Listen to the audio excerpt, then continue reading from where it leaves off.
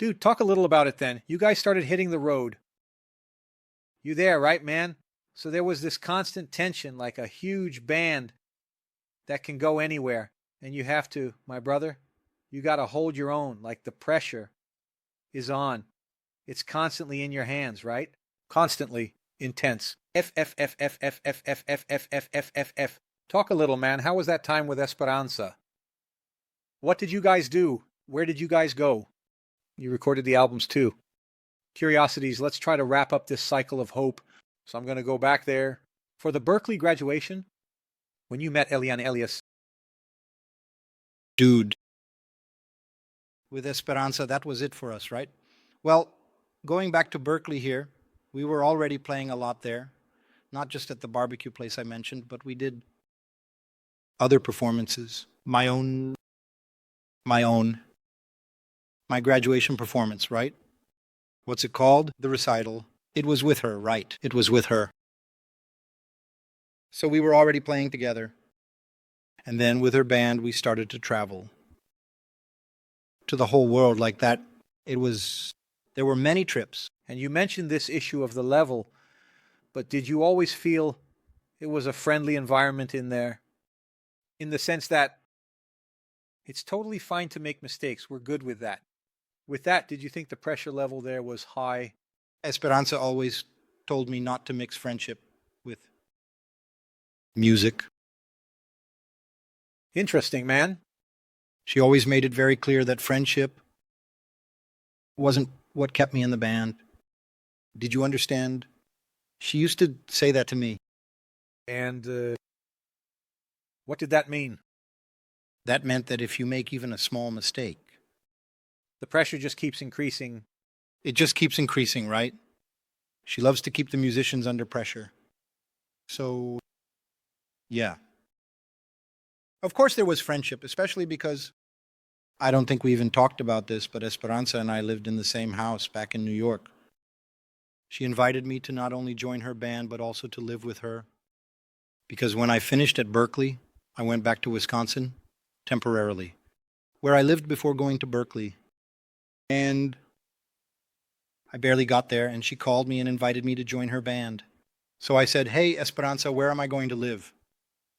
She said, "No, you're not getting it. You're going to live in my house. There's a room here for you, and you're going to live here." So we, besides traveling on tours, we would still go back home together. Dude, who did she live with at the house? No, she lived alone. I went there with my wife. Dude. I was newly married, right?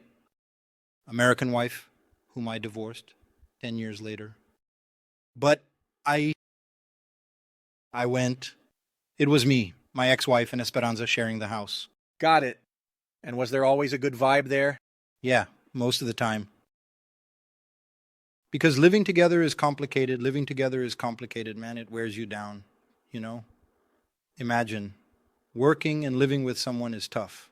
Yeah, because normally with a band, right, man, when the tour happens, man, my brother, it's best to let everyone go their own way, each to their own side. But I didn't feel that pleasure. You didn't have an option, right? Dude, you didn't. But no, I'm talking like it was bad, but it was wonderful. It was amazing because we got along really well. We had a truly sincere and strong friendship. So it was an unforgettable time and a lot of learning for my life. And from there, man, how many shows a year were you doing? Do you have any idea? 100 shows a year, 80? It's been around that. And you, your wife, stayed in New York. And you headed to the Southern Band. Yeah, it really is like that, right, man? Even though the logistics in the United States are really good, right? Buy plane, catch a flight.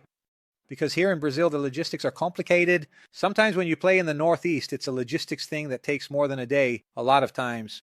You take a plane, then you take a van, and after that you take a boat, you know.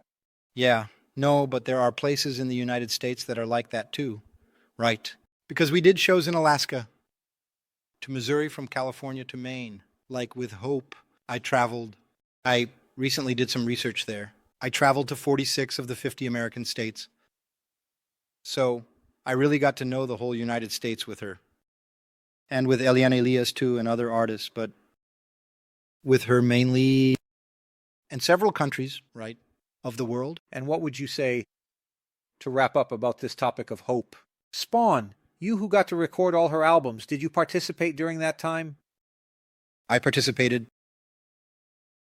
from her first album that won the Grammy, which is an album called Chamber Music Society.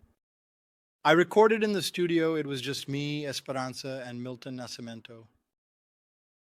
We recorded a song called Apple Blossom as a trio for the album that won the Grammy, which was the Grammy where she beat Justin Bieber. Justin Bieber was there, and I think Maroon 5 was another band competing there. The Grammy for what? What was the category? Best New Artist.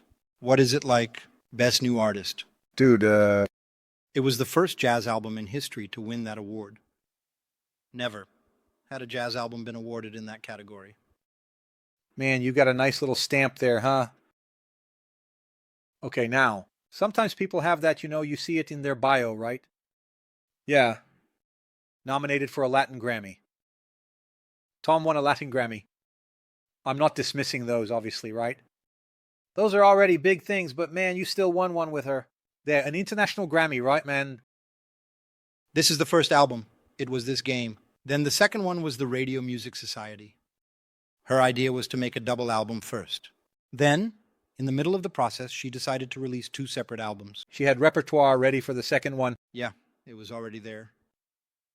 The second one was amazing because the second one has several musicians. On the second one, I recorded a quartet song with Jack DeJohnette on drums, Leo Genovese, and Esperanza. Wow. We spent an entire day rehearsing to record a song. We recorded 2 in that format. There were 2. And the other one was with Joe Latino on sax. And, yeah, something like that, right? It's interesting that she calls musicians from the jazz scene, really, right? Not even world music, right? Because I think she's on the shelf. Jazz, but there's a lot of more accessible stuff in her sound, right? I believe so. There are several influences. Yeah. No, this Radio Music Society, this album won 2 Grammys. What category was it for? It was for Best Vocal Jazz Album. And the other one was, I think, Best Arrangement. There was a song that won Best Arrangement. So those were 2 more. And this album is amazing, right, man? I think this was her most successful album to date. That was it. Do you have any idea how many copies they sold? I have no idea. You have no idea, right? But, wow, it was really special.